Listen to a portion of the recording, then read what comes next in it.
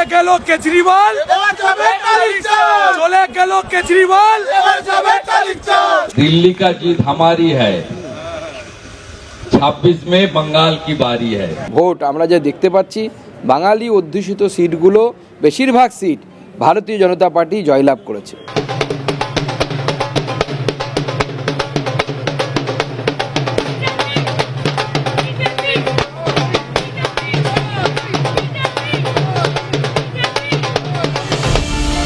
রাজধানীর রাজপথে গেরুয়া আবির, কুপকাত ঝাঁটা, বিজেপি বিজেতা।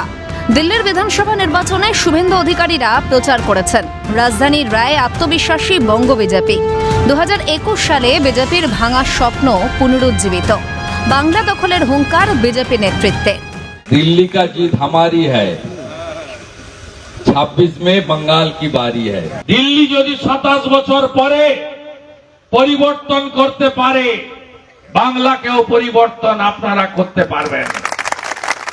দিল্লিতে ধর্ম বর্ণ নির্বিশেষে বাঙালি ভোটাররাও বিজেপিকে ভোট দিয়েছেন বলে দাবি করছেন এ রাজ্যের নেতারা। তবে কি বাংলায় এবার বিজেপির পালা?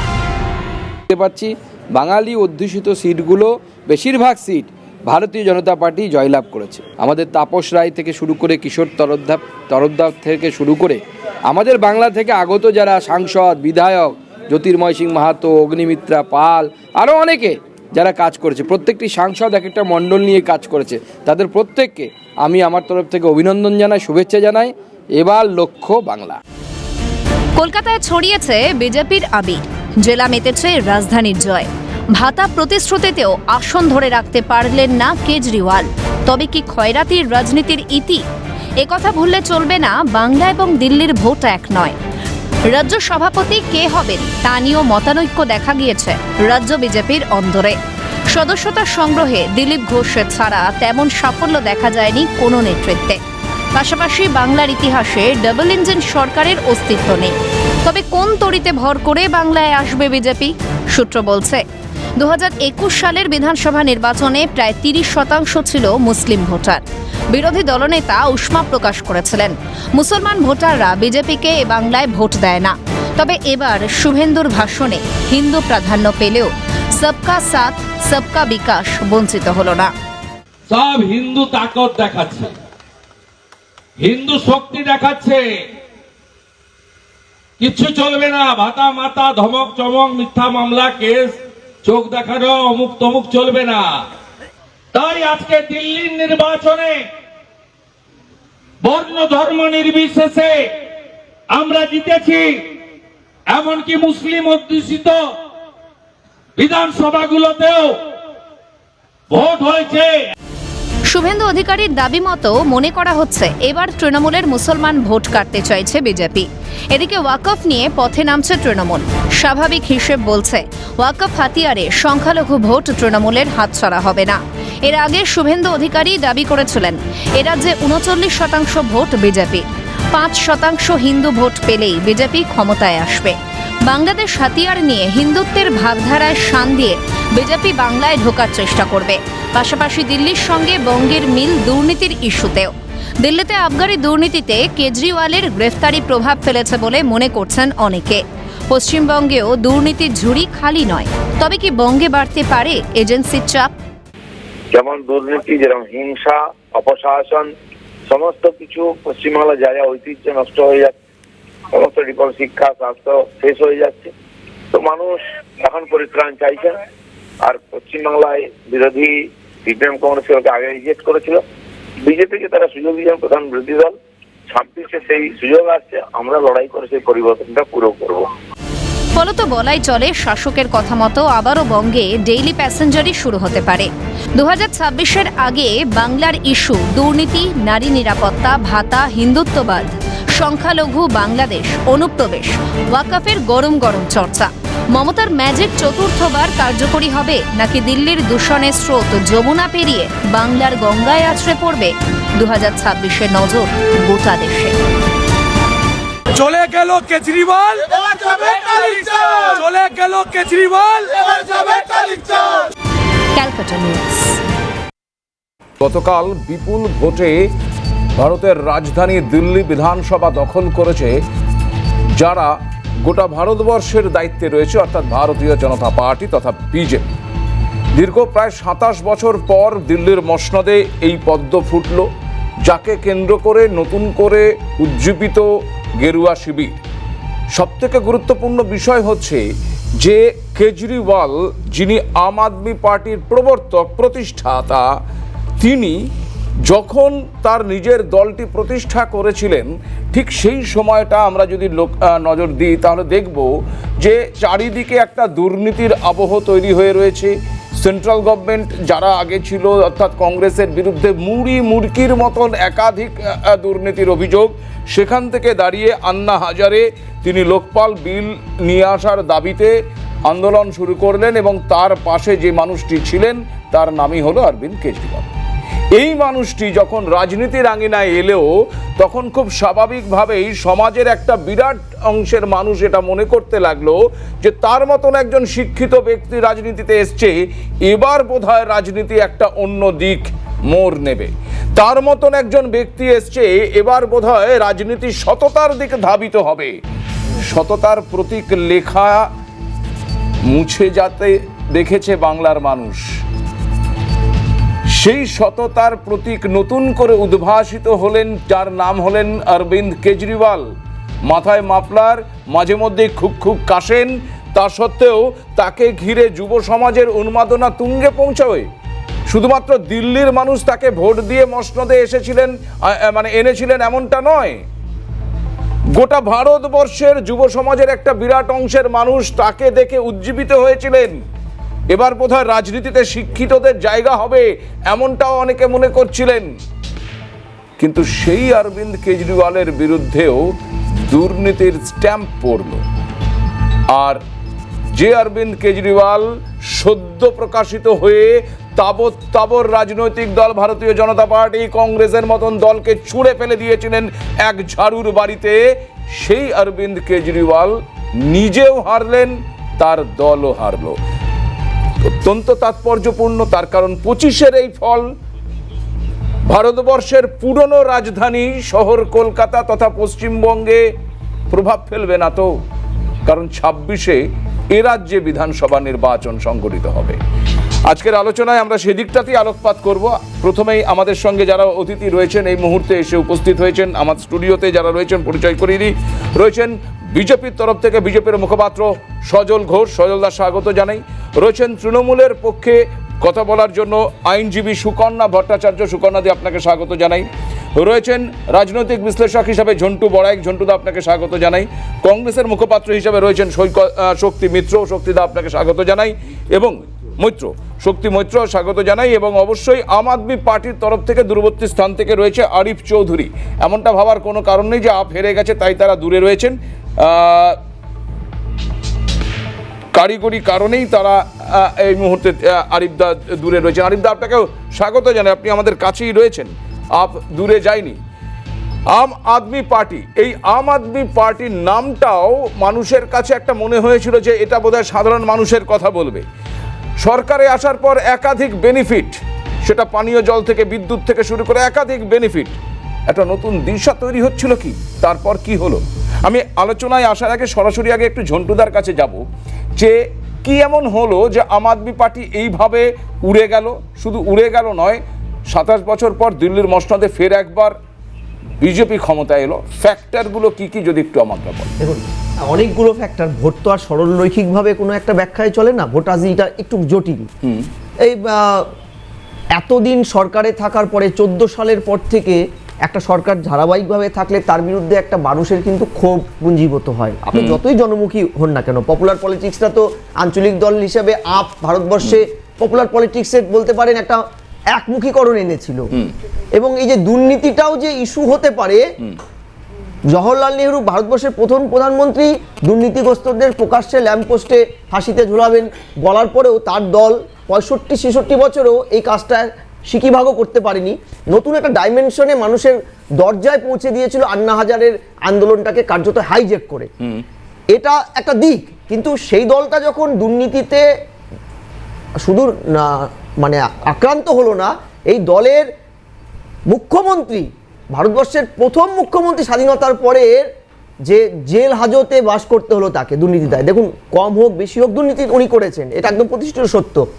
এবার এটা কিন্তু মানুষের মধ্যে একটা অংশ প্রভাব ফেলেছে। প্রভাব যেটা সবচাইতে বড় আকারে ফেলেছে সেটা হচ্ছে এই যে বারবার বলছি মিডিল ক্লাস সোসাইটিটা, দিল্লির 66%, মোর দ্যান 50%, এই মিডিল ক্লাসে জনমোহিনী পার্টটা এতদিন প্লে করতো এককভাবে আপ।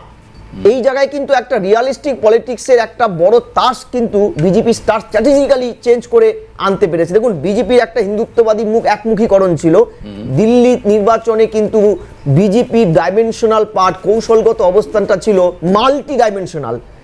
কালকে যদি প্রধানমন্ত্রীর ভাষণটা দেখেন, যে উন্নয়নের সপক্ষে ভোটটা হয়েছে। খেয়াল করুন, প্রধানমন্ত্রী কি স্লোগান দিয়েছিল? ঝুগ্গি ঝোপড়ি নেই হাটেগা। এই যে স্ল্যাম পার্টটা, যেটা আপ বা তার আগে কংগ্রেসের ভোট ছিল, তাদের মধ্যে বোঝানো গেছে যে আমরা ক্ষমতায় আসলে পরে তোমাদেরকে একই জায়গায় রাখবো, বেটার রাখবো। যদি সোশ্যাল ইস্যুসগুলো, অনুদান প্রকল্পের পার্টটা বলেন, বিজেপি একই প্রতিশ্রুতি আরো বেশি মাত্রায় দিয়েছিল যে আমরা 2500 টাকা দিব মহিলাদের জন্য। 71.7% যে মহিলা, 71.7 লক্ষ যে মহিলা, 1.5 কোটি ভোটারের মধ্যে, মানে 50%, তারা কিন্তু আশ্বাস হয়েছিল যে একই প্রজেক্ট যদি আমাকে বিজেপি দেয়, তাহলে আমরা কেন কেন্দ্রে আসীন বিজেপির কাছে ভোটটা দেব না। কারণ অনেকদিন তো হলো আপকে দেখেছি। দ্বিতীয়, এই যে একটা পলিসি প্যারালাইসিস, যে কেন্দ্রে 10 বছর ধরে, যতদিন 14 সালে মোদী ক্ষমতায় এসছেন, 14 সালের পর থেকে আপ ক্ষমতায়, দেখেন আপ কতটা জনগণের স্বার্থে কাজ করেছে, তার চেয়ে বেশি আমরা দেখলাম কেন্দ্রের সাথে লড়াইয়ে তাদের একটা বড় অংশ শক্তি ক্ষয় হয়েছে। এটা কিন্তু জনগণ খুব একটা ভালোভাবে নেয়নি। যে দেখি না একবার, এই যে একটার পর একটা কাজ করতে গিয়ে সেন্ট্রালের সাথে লড়াই, এবং সেন্ট্রালের ক্যাবিনেটটা যে দিল্লিতে অবস্থিত, সেখানে কিন্তু মানুষ কিন্তু ভেবেছিল একবার স্টেট এবং সেন্ট্রালে একই রুল আসুক। এটা একটা কারণ। আরেকটা বড় কারণ ভোট ভাগাভাগিটা।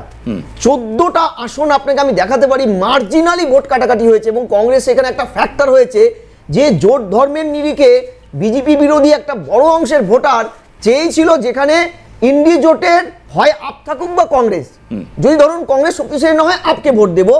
আপের যে কংগ্রেস বিরোধী অবস্থান, মুখ্যমন্ত্রী মমতা ব্যানার্জির সাথে অবস্থানের দিক থেকে ঠিক ভোটের সময় যে অ্যান্টি অবস্থানটা কংগ্রেস সম্পর্কে নেওয়া হয়েছিল, শুধু নেয়নি, কার্যত ইন্ডি জোটের তাদের অবস্থানটাকে চ্যালেঞ্জ করেছিল আপ।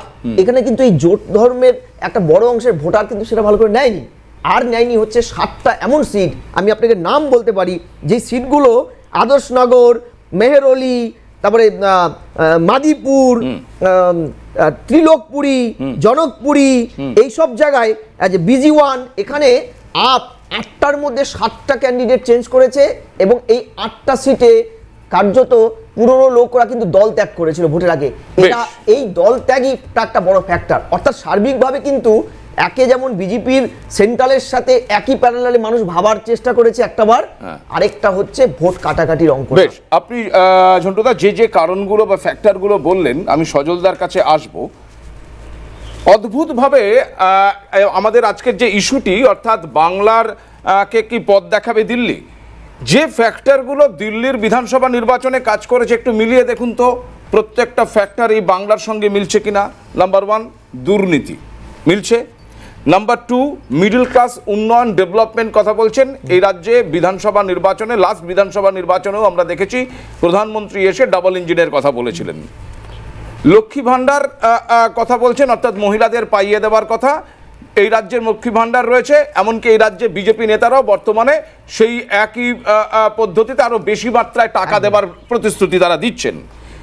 নাম্বার 4 কেন্দ্র রাজ্য টাসেল, অর্থাৎ কেন্দ্র রাজ্য বিরোধিতা, সেটা সিপিএম এর আমলেও ছিল, বর্তমান আমলেও কেন্দ্র রাজ্য বিরোধিতা বাংলার মানুষ দেখে আসছে।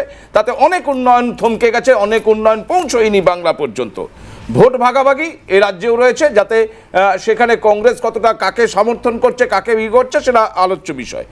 দল ত্যাগ আমরা 2021-এর বিধানসভা নির্বাচনের আগে দেখেছি, বহু মানুষ তৃণমূল থেকে দল ত্যাগ করে তারা বিজেপিতে এসে ঢুকেছিলেন।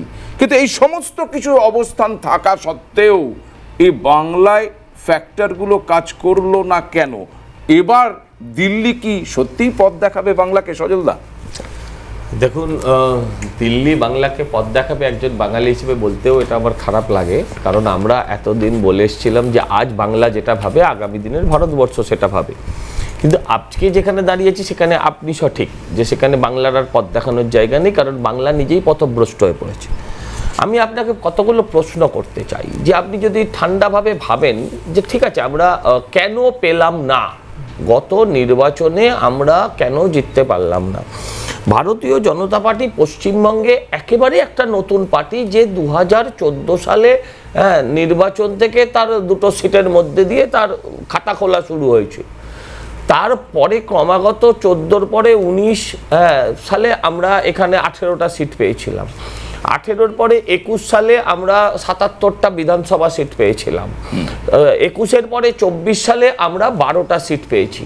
হ্যাঁ, লোকে ভাববে যে এই পার্টি 14 সাল থেকে যেটা শুরু হলো সেটা গিয়ে 24-এ ধাক্কা খেলো। হ্যাঁ, ভোটের সিটের নিরিখে যদি আমরা ধাক্কা খেয়েও থাকি, কিন্তু যদি ভোটের নিরিখে দেখেন দেখবেন গ্র্যাজুয়ালি কিন্তু ভোট বাড়ছে।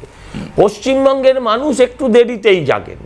সাঁইবাড়ি হত্যাকাণ্ডের পরই সরকার পাল্টে যায়নি। 21শে জুলাইয়ের পুলিশ 14 জনকে গুলি করে মারার পরও সরকার পাল্টে যায়নি। নন্দীগ্রামের কেশপুরের পরেও কিন্তু সরকার পাল্টে যায়নি। সরকার পাল্টাতে একটু সময় লাগে, বাঙালি একটু ধীরে জাগে, একটু দেরিতে জাগে। মমতা বন্দ্যোপাধ্যায় এত সাকসেসফুল হয়েও তার 35টা বছর লেগেছিল সিপিএমকে সরাতে, কিছুটা কংগ্রেস আর কিছুটা সমস্ত রাজনৈতিক দলকে নিয়ে। যখন জেহাদ দিয়ে যাকে পেয়েছেন ধরেছেন, ঠিক সেই রকমভাবে আপনারা বা আমরাও একটু বেশিও প্রত্যাশা করে বলেছি সময়ের আগে। আপনাকে তো একটু বুঝতে হবে যে মানুষ এত সহজে পশ্চিমবঙ্গে এগুলো নেয় না। পশ্চিমবঙ্গে নিতে গেলে তার একটু সময় লাগে। মুখ্যমন্ত্রী মমতা ব্যানার্জি বলেছিলেন হয় এবার নয় নেভার। মানে কোন কনফিডেন্সে থাকলে মানুষ বলতে পারে হয় এবার নয়তো নেভার? পলিটিক্স এমন একটা জিনিস, সেখানে এবারও হয়নি নেভারও হয়নি, তিনি আবার এসছেন। তিনি বলেছিলেন নির্বাচন হয়ে যাওয়ার পর ভিক্টরি দেখিয়ে সাংবাদিকদের, আপনি ছিলেন কিনা জানি না, বলেছিলেন যে এর পরের মিটিংটা রাইটার্সে বসে করবো, সাংবাদিক সম্মেলনটা, সেটাও হয়নি।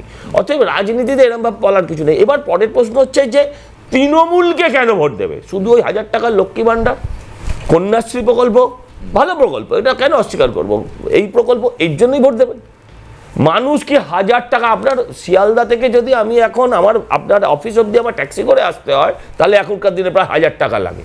হ্যাঁ, গরিব মানুষের কাছে সেটার মূল্য আছে, কিন্তু মানুষ এত গরিব কেন? স্কুলের মিড ডে মিলে সাব ব্যাংক বেরোয় কেন? বাংলা স্কুলগুলো বন্ধ হয়ে বাংলা মদের দোকানগুলো খুলছে কেন? মানুষ তো এর উপরে ভোট করবে। যে হাজার হাজার মানুষ রাস্তায় বসে আছে কেন? হ্যাঁ, আর একটা কারণে এই রাজ্যে ভোট হয়, সেটা আপনি দেখেছেন যে একটা কোথাও অভিযোগ দিল্লিতে কেউ করেনি। দিল্লিতে গন্ডগোল হয়েছে, দিল্লিতে ভোট বেনিয়ম হয়েছে, অভিযোগটা করছে কারা? যারা কলকাতায় বসে থাকা তৃণমূলীরা। কিন্তু দিল্লির একটা রাজনৈতিক দলও বিজিত জয়ী কেউ এই ধরনের অভিযোগ করেনি। এখানে শাসনযন্ত্রটাকে কায়েম করে এবং সরকারি গুন্ডা পুলিশকে লাগিয়ে। পরের কথা হবে ভোট হয় সেন্ট্রাল ফোর্স দিয়ে। হ্যাঁ, সেন্ট্রাল ফোর্স ভোটের ময়দানে থাকে, তার ব্যর্থতা যোগ্যতা নিয়েও আমাদের মনে অনেক প্রশ্ন আছে, আমার মানে নাগরিকের মনে। কারণ তাকে চালায় রাজ্য পুলিশ এক, আর সেন্ট্রাল ফোর্স থাকে বুথে, সেন্ট্রাল ফোর্স থাকে ভোটের দিন রাস্তায়। গ্রামাঞ্চলে মানুষকে যে ভয়টা দেখানো হয় যে সেন্ট্রাল ফোর্স কালকে চলে যাওয়ার পর তোকে বাঁচানোর জন্য কেউ থাকবে না। অর্থাৎ আপনারা সজলদা আপনি বলছেন যে এই বাংলায় ভোট রাজনীতির ক্ষেত্রে আরেকটা ছোট পয়েন্ট আমি অ্যাড করতে ভুলে গেছি, সেটা হচ্ছে মুসলমানদের বোকা বানিয়ে ভোট। মুসলমানকে বোকা বানিয়ে ভোট, মুসলমানরা একটু কম শিক্ষিত, তাদের বোকা বানিয়ে ভোট, বাংলাদেশিদের রেশন কার্ড বানিয়ে ভোট, এইগুলোর কাছে আমরা হেরেছি। বেশ, এইবার একটু সুকন্যাদির কাছে আসবো, তার কারণ সজলদা ব্যাখ্যা দিচ্ছেন যে কেন তারা হেরেছেন এবং এই দিকগুলোই তারা এবারে নজর দিতে চলেছেন। অর্থাৎ তারা আশা করছেন যে দিল্লি কিন্তু এবার বাংলাকে পথ দেখাবে। তার কারণ কিছু নেই, এবারে কেউ যেটা হারাতে পারবেন, মানে তৃণমূলকে কেউ জেতাতে পারবে না, বিজেপিকে কেউ হারাতে পারবে না। বেশ, কারণ মানুষ ভোট দেবে না। মমতা বন্দ্যোপাধ্যায় যে ক্ষমতায় এসেছিলেন, এক লাইন আর একটু, হ্যাঁ, মমতা বন্দ্যোপাধ্যায় যে ক্ষমতায় এসেছিলেন মমতাদিকে ভালোবেসে, সিপিএম এর ওপর ঘৃণায়, নেগেটিভ ভোট যাকে বলে, সেই নেগেটিভ ভোটেরও মানুষের কাছে আর দ্বিতীয় কোনো আপনারা ভাবছেন এবার আপনারা নেগেটিভ ভোট পাবেন? একদম পাবো না, দিয়ে যাবে কোথায়? মানুষ সিপিএম শূন্য, তাকে ভোট দেবে না, তাতে পরিবর্তন হয়ে হবে না, ভোট কাটাকাটি হবে। কারণ মানুষ ভাবছে আপদ আগে যাক, এই পাপ আগে বিদায়। সুকন্যাদি আপদ এই আপের লোকেরাও ভোট দেবে আমাদের এই রাজ্যে, দেবে না ভাই? সত্যি কথা বলো। আমি আসছি, আপের কাছে অবশ্যই আসবো। আগে সুকন্যা দি।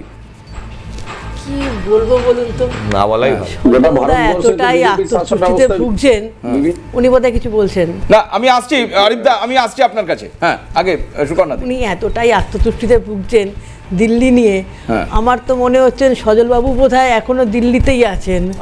একটাও লাইনও বলিনি, আপনি আগে থেকে ঠিক করে এসেছিলেন এগুলো বলবেন। ঠিক আছে, বলুন। বলুন, আজকে আপনাকেই সুযোগ দিলাম, জিতে এসেছেন তো, তারপরে আবার এখানে জিতে দেখাবেন। এই যেরকম আপনারা প্রত্যেকটা ভোটে জিতে দেখাচ্ছেন, বাংলা দখল করে দেখাচ্ছেন, সেরকমভাবে দেখাবেন। তো আজকে আপনি বলুন, আমার বলার আসলে কিছু নেই। কেন বাংলার মানুষ প্রত্যেকে জানে, তারা ডিসাইডেড তারা কাকে ভোট দেবে।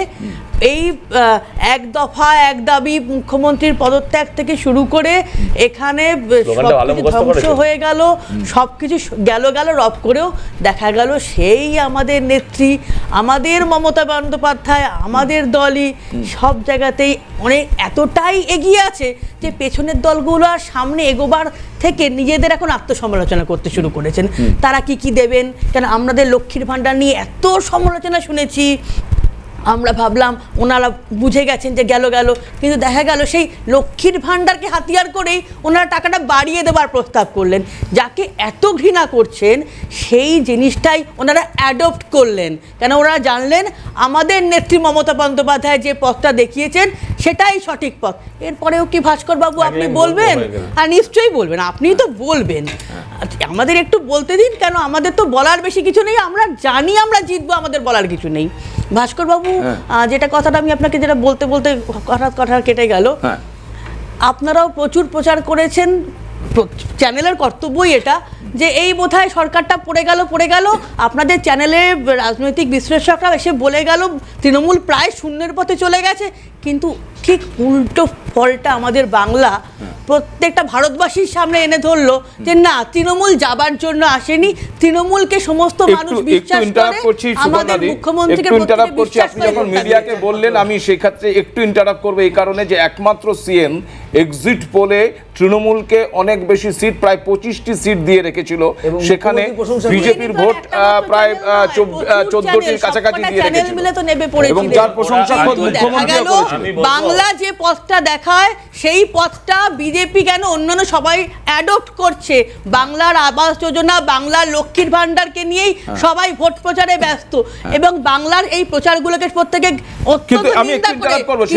দিল্লির বাঙালি অধ্যুষিত এলাকা বিশ্বাস করবে তাদের, যারা বাংলার এই প্রকল্পগুলোকে এত নিন্দা করেছেন। সুকন্যাদি, দিল্লির বাঙালি অধ্যুষিত এলাকাগুলো কিন্তু এবার বিজেপিকে দুহাত তুলে ভোট দিয়েছে।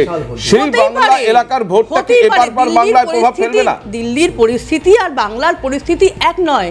বাংলায় এত সংখ্যক ভোটার, এত মানুষ, আমরা কিন্তু ফ্যাক্টরগুলো তো মিলে যাচ্ছে। দুর্নীতি তো বাংলাতেও আছে, দিল্লিতেও আছে। লক্ষ্মীর ভাণ্ডারকে তো আমরা এখানে সাপোর্ট করছি, বিশ্বাস করেছি, এবং সেই লক্ষ্মীর ভাণ্ডারকেই কিন্তু বিজেপি অ্যাডপ্ট করেছে। এবং আমরা যেখানে 1000 টাকা করে বলছি, ওরা সেটাকে আরো বাড়িয়ে দিয়েছে। কিন্তু দেখুন, ভোটের প্রচারের সময় এই লক্ষ্মীর ভাণ্ডার কেন দিচ্ছে, 1000 টাকা কেন দিচ্ছে, ভোট কিনে নিচ্ছে বলে কত প্রচার করলো। অ্যাডপ্ট কিন্তু সেই লক্ষ্মীর ভাণ্ডারকেই করতে হচ্ছে। বেশ, আমি আরিফদা এবং শক্তিদার কাছে আসবো, তার আগে একটু সজলদা হাত তুলেছেন, একটু বলুন। কি বললো? We doesn't bother. আমি বলছি, বাঙালি ভোট এত বিজেপি কিছুতেই পেতে পারত না যদি না মমতা বন্দ্যোপাধ্যায় ওখানে গিয়ে আরিফদের সাথে অ্যালায়েন্স করত। হ্যাঁ, একদম। এই অ্যালায়েন্সের ফলে ওখানকার বাঙালি ভোটার পুরো মুখ ঘুরিয়ে নিয়েছে। এখানে একটা অ্যাড করে দিই, যে গোয়া নির্বাচনের সময় কিন্তু প্রেস কনফারেন্স করে 22-এ বলেছিল গোয়াতে তৃণমূলের সমর্থন আমরা চাই না, কারণ আমরা গোয়াতে স্বচ্ছ দুর্নীতিমুক্ত একটা সরকার তৈরি করতে চাই। মানে এই দুর্নীতি ছোঁয়ার থেকে তারা বরাবর সরতে চেয়েছিল, কারণ তৃণমূলকে তারা মনে করতো দুর্নীতির আরেক নাম। একেবারে ঠিক এই জায়গা থেকে এক মিনিট, একটা লাইন, একটা রাজনীতির একটা অনেস্ট কনফেশন আজকে থেকে যাক দলিল হয়ে, সেটা হচ্ছে লক্ষ্মী ভাণ্ডারকে যদি আপনি পজিটিভ বলেন, আমি ওটাকে পজিটিভ বলে মানতে পারি না। লক্ষ্মী ভাণ্ডার কোনো সরকারের জন্য, কোনো সমাজের জন্য এবং কোনো মানুষের জীবনের জন্য পজিটিভ হতে পারে না। বেশ, আমি আসবো আলোচনা, এবং যে কথাটা বাকি থেকে যাবে, কথাটা বাকি, একটা লাইন বলতে দিন। কিন্তু লোহা লোহে কো কাটতা হয়। আজকে রাজনীতি যেখানে গিয়ে দাঁড়িয়েছে, আজকের বর্তমান ভোটের রাজনীতি যেখানে গিয়ে দাঁড় করানো হয়েছে এই মমতা বন্দ্যোপাধ্যায়ের হাত ধরে, অন্য রাজনৈতিক দলগুলোর কাছে ছাড়া কোনো ইস্যু নেই। আজকে আপনাকে আমি ফার্স্ট প্রশ্ন করি যে আপনি লক্ষ্মী ভান্ডার নেবেন না ছেলের চাকরি নেবেন? আপনি তখন লক্ষ্মী ভান্ডারের জন্য হাত পাতবেন যখন আপনার স্বামী বা ছেলেটার বা আপনার কর্মসংস্থান থাকবে না। এই রাজ্যের সরকার মানুষের গরিবীকে বিক্রি করে হাটে বাজারে মানুষের ভোটটাকে কেনার চেষ্টা করেছে, যেটা বারবার সফল হবে না। আমি একটু সরাসরি শক্তিদা আপনার কাছে আসবো, কিন্তু তার আগে আমি একটু আম আদমি পার্টির কাছে যেতে চাই। তারা হেরে গেছে, তাদের মনটা বড় খারাপ।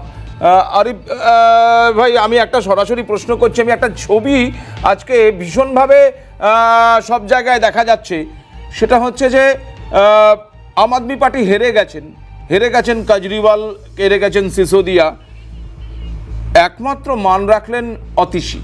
এবং শুধু মান রাখলেন না, অদ্ভুতভাবে তাকে তার দলীয় নেতা কর্মীদের সঙ্গে নাচতেও পর্যন্ত দেখা গেল। অনেকে এই নাচটাকে একটু আর চোখেও দেখছেন যে হেরে গেল দল, হেরে গেলেন প্রাক্তন মুখ্যমন্ত্রী তথা দলের প্রতিষ্ঠাতা কেজরিওয়াল, তারপরেও অতীশী নাচছেন কেন?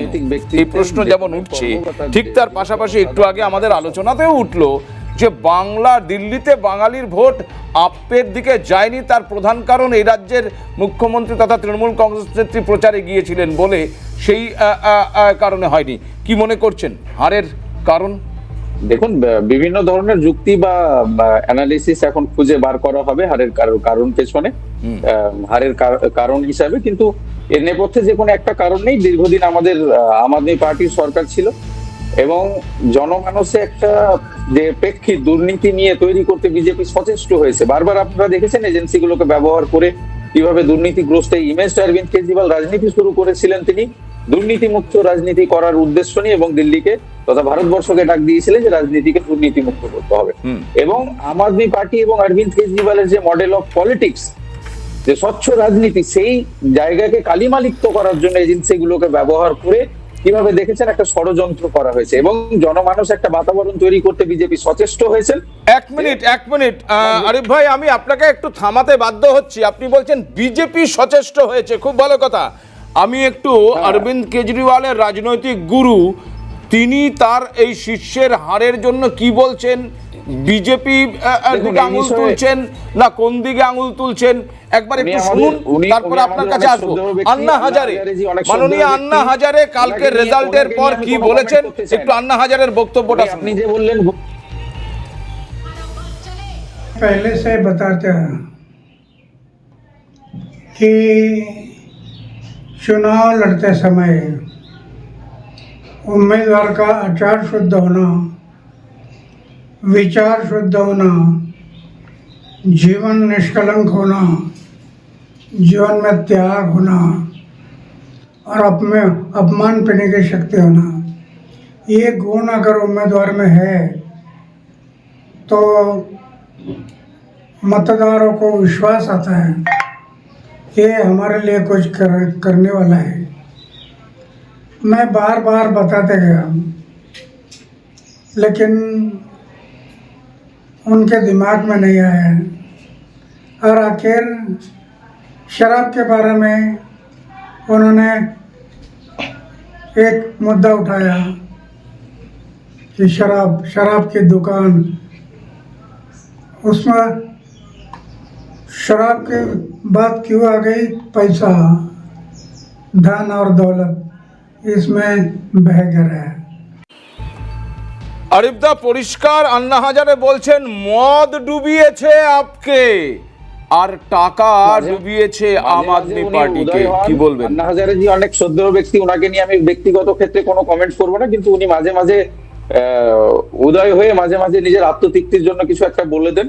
দেশের এত গম্ভীর ইস্যু নিয়ে বেশিরভাগ ক্ষেত্রে ওনাকে চুপ থাকতে দেখেছেন। এখন অরবিন্দ কেজরিওয়াল জি হেরেছেন, উনি শিষ্য হিসাবে গুরুকে যাই বলুন না কেন এই বিষয়ে ব্যক্তিগত কমেন্ট আমি করতে চাইছি না। মানে যে আন্না হাজারের হাত ধরে কেজরিওয়াল এলেন, আর আজকে সেই আন্না হাজারের ভূমিকা নিয়ে আপনারা প্রশ্ন তুলছেন।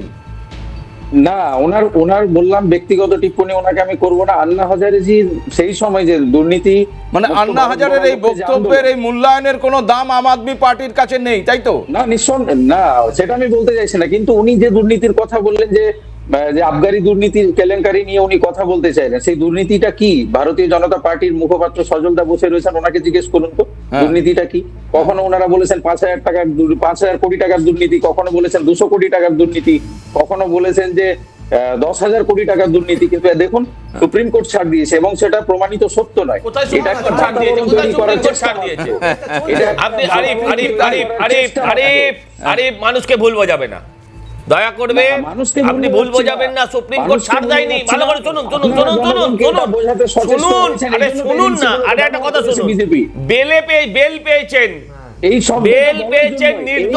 নির্দোষ প্রমাণিত হয়নি, বেকসুর খালাস হয়নি। ভালো করে শুনুন, বেকসুর খালাস। বেশ, এছাড়া আর কোনো উদ্দেশ্য ছিল না।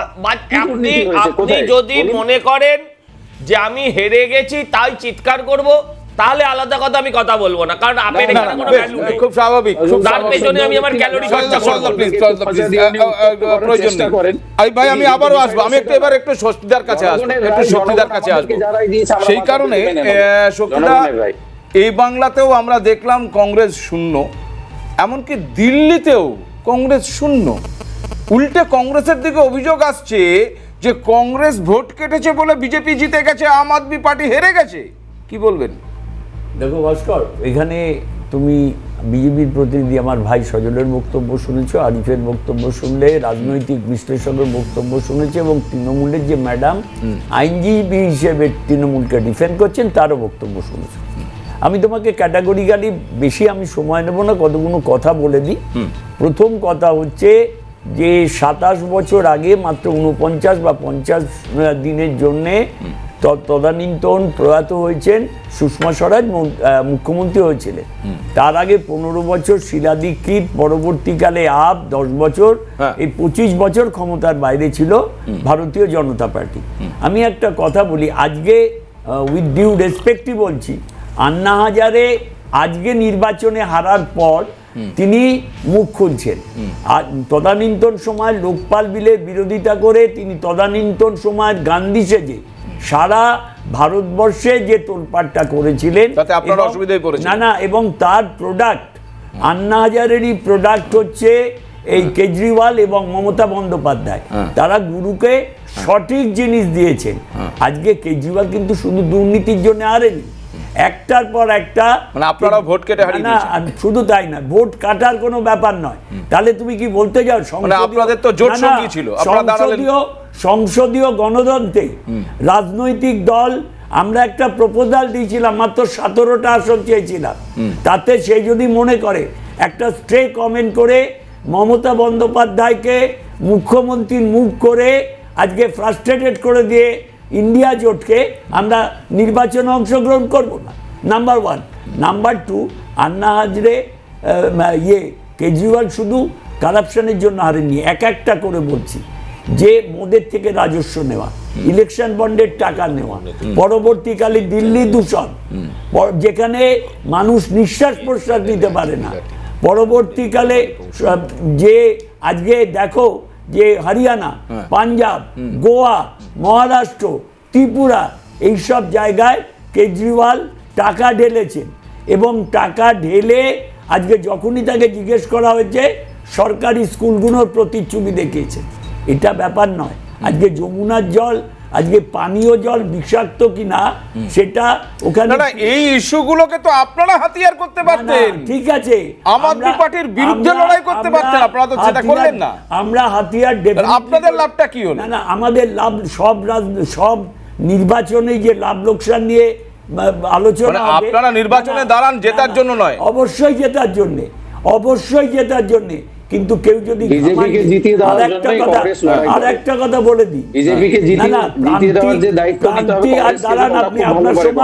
আপনার সময় একটা কথা বলিনি, আমি ইন্টারাপ্ট করি না।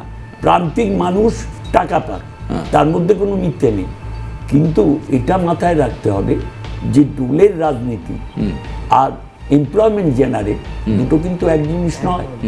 এটা মাথায় রাখতে, দলের রাজনীতি আলটিমেটলি দেশকে ডোবাবে, এতে কোনো ভুল নেই, আজ না হলে কাল। আমি বলে দিই, আজকে প্রান্তিক মহিলারা টাকা পাক, তাতে আমাদের কোনো মানরেগার যে বাড়ি পাক, এগুলো আজকে 18 বছরের ভোটাধিকার, মনরেগার বাড়ি দাদা একটা কনস্ট্রাকটিভ জিনিস। না না, এটা এগুলো constructive। পাক, এই যে উদার অর্থনীতি, কিন্তু এটা মাথায় রাখতে হবে যে দিল্লিতে কত পার্সেন্ট মহিলা, নাম্বার 1, তারা কিন্তু অবলা নয়, এটা ভাববার কোনো কারণ নেই। এই যে ইনকাম ট্যাক্সের 1 লাখ টাকা, দিল্লিতে এরকম বহু আছে, বহু মানুষ আছে। না, আমি শক্তিদা, আমি সরাসরি জানতে চাইছি যে আপনাদের রেজাল্টটা দিল্লিতেও 0, এ বাংলাতেও 0, মানে এই 0টা জায়গায় কংগ্রেস পৌঁছচ্ছে কি করে? আপনি বলছেন এই কারণ, ওই কারণ, সেই কারণ, আপনারা নির্বাচনে অবতীর্ণ হচ্ছেন জেতার জন্য নয়। তুমি যখন সরাসরি জানতে চেয়েছো, আমি তোমাকে ক্যাটাগরিক্যালি বলছি যে আমাদের ভোট ছিল 2%, ওটা 6% হচ্ছে, তার জন্য বহু জায়গায় আপের প্রার্থী দাঁড়িয়ে গেছে। শুধু তাই নয়, 17টা আসনে মানে ঠিক নির্বাচনের আগে যারা অন্য দল করতো, যাদের নামে দুর্নীতি ছিল, কেজরিওয়াল তাদেরকে টিকিট দিয়েছে দলের অভ্যন্তরে, সেই নিয়ে একটা বিরাট বিক্ষোভ আছে। 3 নম্বর হচ্ছে তার রাজ্যসভার মেম্বার অফ পার্লামেন্ট আজকে ওনার ঘামান নিয়ে আলোচনা করছে। আমরা নিশ্চয়ই জিততে চাই ভারতবর্ষের, এই বাংলাতেও জিততে চান? অবশ্যই। ভারতবর্ষের রাজনীতিতে ইন্দিরা গান্ধীও একা হয়ে গেছিলেন, সবাই ছেড়ে চলে গেছিল। তার মানে এই নয় যে আমি রাজনীতিতে সব আজকের ভুলটা থেকে শিক্ষা নেব, আগামীকাল সংশোধন। কংগ্রেস বলছে আজকে শিক্ষা নিয়ে কালকে আসবে। শিক্ষা নিক না, কিন্তু ন্যাড়া তো একবার বেলতলায় যাবে, রোজ যদি বেলতলায় যায় তাহলে আর ন্যাড়াও কি এরোয়। আমার প্রশ্ন হচ্ছে যে আপনি একটা কথা ভেবে দেখুন, এই যারা বাঁদিকে আমার বসে আছে তাদের দুজন কিন্তু জোট, আর টিভিতে বাইরে যারা আছে তারাও জোট, সে একে অপরকে গালাগালি করে যাচ্ছে। এই জোট যদি ভগবান কি রক্ষা করেছে যে শনির হাত থেকে ভারতবর্ষকে বাঁচিয়েছে, যে এই জোট যদি ভারতবর্ষের ক্ষমতায় আসতো তাহলে আজকে ভারতটা বাংলাদেশ হয়ে যেত।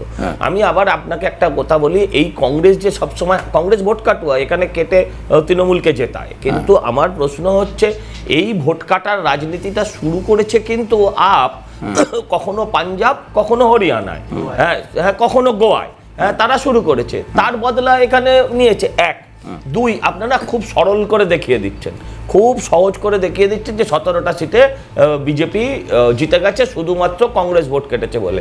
আমি আপনাকে একটা সহজ সরল কথা বলি, শক্তিদা একটুখানি, আপনি আমার থেকে অনেক সিনিয়র, আপনি আমাদের নেতা ছিলেন, তো একটা ছোট্ট জিনিস বলি, আপনারা লোকসভা গতবার 2020-তে প্রায় 4.5% ভোট পেয়েছিলেন, 4.34 এরকম একটা পার্সেন্টেজ ভোট আপনারা গতবার পেয়েছিলেন। এবছর এখন অবধি কত ফাইনালি জানি না, 6 ছিল, 6, মানে যদি আপনাদের ভোট বেড়ে থাকে 1.7% ভোট। গতবার আমরা 2.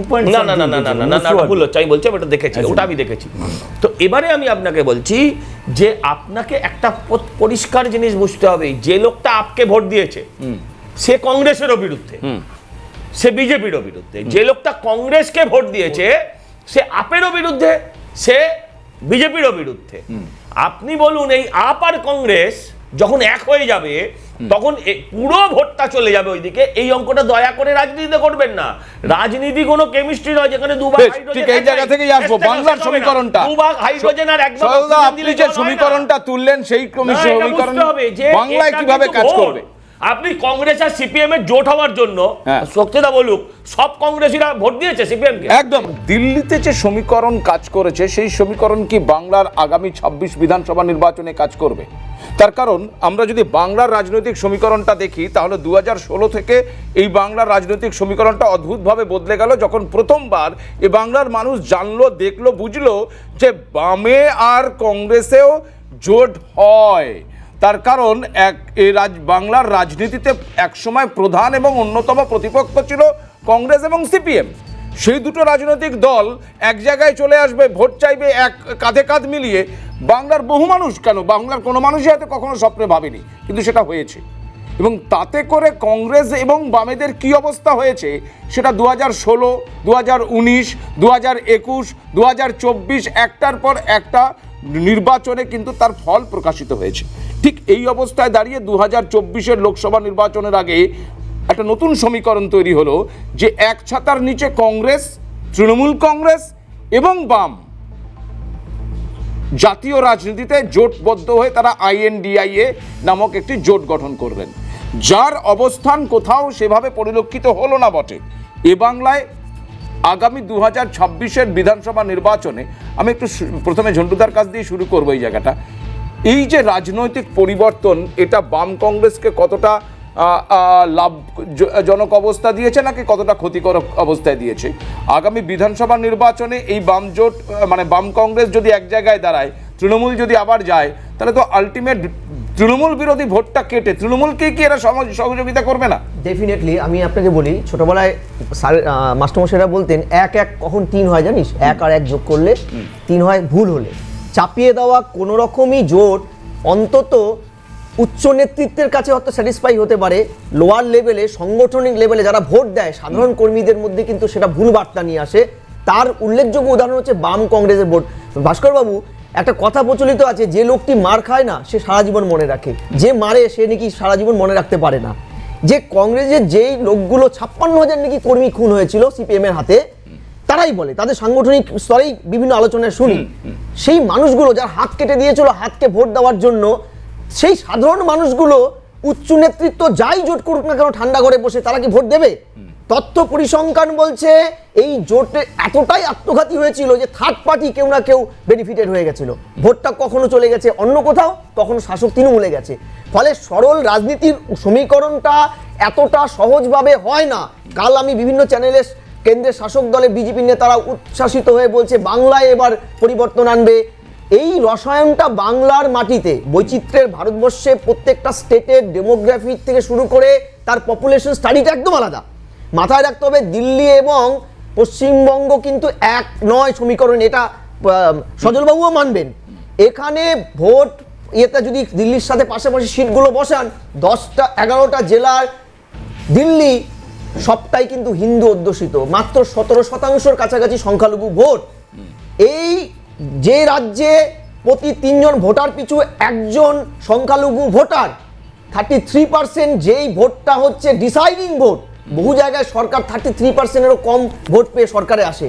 সেই জায়গায় বিজেপি যদি তার স্ট্র্যাটেজি এখানে চেঞ্জ না করে বাংলার ক্ষেত্রে, এটা কিন্তু তাদের ক্ষেত্রে এই বাংলা তাদেরকে বিমুখ করবে। প্রথম।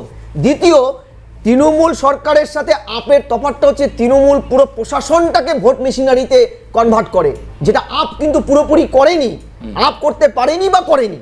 ফলে এই জায়গায় সেটাকে কতটা আটকাতে পারবে প্রধান বিরোধী বিজেপি, সেটা একটা বিরাট ফ্যাক্টর। আমি একটা লাইন বলবো, সেটা হচ্ছে যেটা বলছিলেন, সেটা হচ্ছে যে 17% মুসলমান, এখানে ভোটটা হয় সংখ্যালঘু সংখ্যাগুরু, কিন্তু ওখানে শুধু সংখ্যালঘু সংখ্যাগুরুতে ভোট হয় না। আমি বলছি ওখানে জাট একটা ভোট, জাট গুর্জর একটা ভোট। জাট হতে পারে জাতে হিন্দু, কিন্তু তার সঙ্গে বিভিন্ন ইস্যুতে কখনো ওখানকার বিজেপি সরকারের দ্বন্দ্বের ফলাফলও রেজাল্ট ঘটনাও আছে। পাঞ্জাবি ভোট, এই যে পাঞ্জাবের ভোট, দিল্লিতে একটা বিরাট অংশ পাঞ্জাবি ভোট, ওখানে শুধু হিন্দু মুসলমানের নিরিখে হয় না, ওখানে প্রভিন্সের নিরিখে ভোট হয়। বেশ, আমি সুকন্যাদির কাছে আসবো। এই কারণে সুকন্যাদির কাছে আসবো, তার কারণ হচ্ছে যে আপনারা আম আদমি পার্টিকে সমর্থন করলেন, তাদের হয়ে প্রচার করলেন, ঠিক আছে।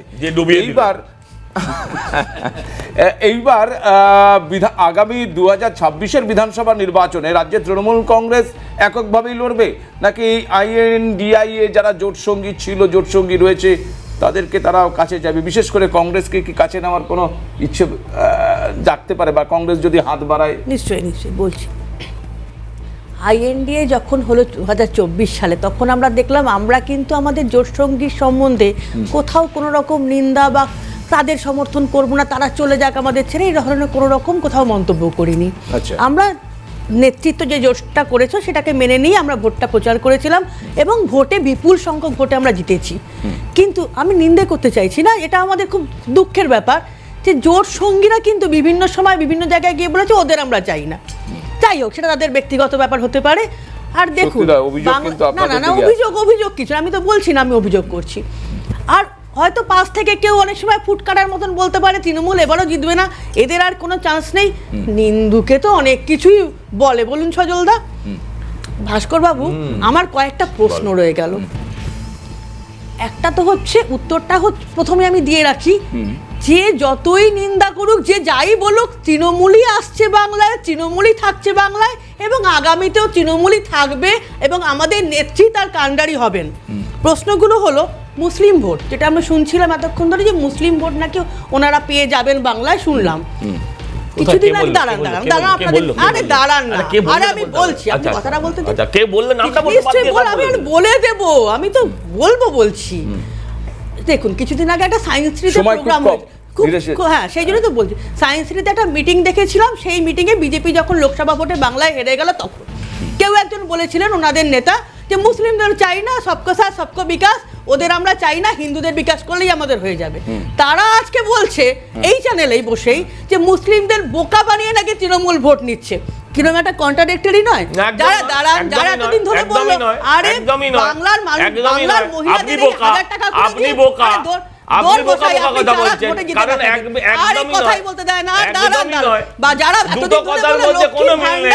লক্ষ্মীর ভান্ডার মানে ভিক্ষা দেওয়া, না একদমই নয়। সেইটাকে লক্ষ্মীর ভান্ডার, ওটা লক্ষ্মীর ভান্ডার নয়, ওটা আসলেই লক্ষ্মীর ভান্ডার। চাকরি না দিয়ে 1000 টাকা গুঁজে দিয়ে, চাকরি না দিয়ে 1000 টাকা গুঁজে দিয়ে পশ্চিমবঙ্গটাকে উল্টা পাঞ্জাব বানানোর পরিকল্পনা করা, তারা সভাপতি করতে পারে না, তারা নাকি আবার বাংলার মুখ্যমন্ত্রী হয়ে বাংলাকে দখল করবে। বেশ, আমাদের অনুষ্ঠানে একেবারে শেষ লগ্নে এসেছি। আমি শক্তিদার কাছে শুধু একটা জিনিস জিজ্ঞাসা করব, শক্তিদার কাছে একটা জিনিস জিজ্ঞাসা করার রয়েছে, তার কারণ 2016-তে আপনারা সবকিছু ভুলে গিয়ে সিপিএম এর হাত ধরেছিলেন, হাত এখন শূন্য আপনাদের। আগামী 2026-এ আপনারা কি আবার তৃণমূলের হাত ধরবেন, নাকি আবার সিপিএম এর হাত ধরবেন, নাকি এককভাবে পথ চলবেন? যেটাই আপনারা করুন না কেন, বেনিফিট আপনাদের থেকে অন্যরা পাবে নাকি? দেখো ভাস্কর, আমি তোমাকে একটা কথা বলি, যেটা শুরুতে আলোচনা হয়েছিল, যে চাপিয়ে দেওয়া কোনো রকম সিদ্ধান্তই কর্মীদের মনে যে খুব একটা দাগ ফেলতে পারে সেটা নয়। এখন সর্বভারতীয় একটা রাজনৈতিক দল পরিস্থিতির অর্থাৎ আপনি মানছেন যে বাম কংগ্রেসের জোটটা কর্মীদের উপর খারাপ প্রভাব ফেলেছে? আমার মুখ দিয়ে কথাটা বলানো হচ্ছে না, আমার মুখ দিয়ে কথাটা বলানো হচ্ছে, আমি যেটা এক্সপ্লেনেশনটা দিচ্ছি সেটা নাও না। একটা কথা হচ্ছে যে কংগ্রেস নিশ্চয়ই সর্বভারতীয় দল, মানে কোন জায়গায় ভুল হয়েছে, কার সঙ্গে জোট করলে দলটা আস্তে আস্তে আরো পেছাবে, আগামী দিনে একা চলবে কিনা, একা চলবে কিনা সেই সিদ্ধান্ত জাতীয় কংগ্রেস নেতৃত্বই নেবে।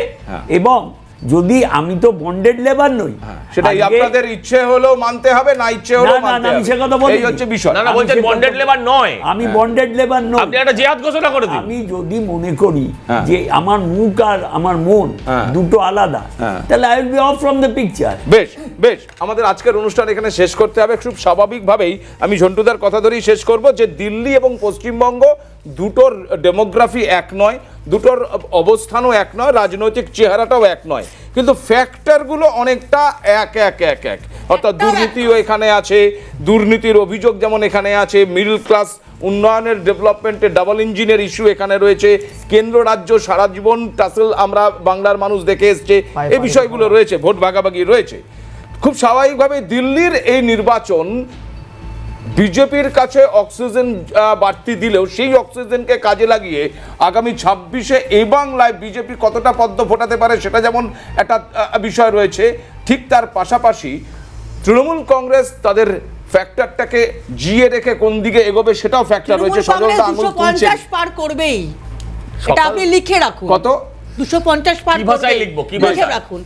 আপনি যে ভাষায় কথা বলেন করবে, এটা আপনার যে ভাষা, আপনার যে ভাষা বিধানসভা নির্বাচনে আজকে, অর্থাৎ এটা পরিষ্কার আজকের এই সানডে এডিটোরিয়াল থেকে যে দিল্লি বিধানসভা নির্বাচনের ফলাফল বাংলার 26-এর বিধানসভার ভোটে কাঠি এনে দিয়েছে। এই নির্বাচন আসা পর্যন্ত আমাদের চুলচেরা আলোচনা বিশ্লেষণ চলতে থাকবে। আজকের সানডে এডিটোরিয়াল এখানে শেষ করছি। আপনারা দেখতে থাকুন সিএন।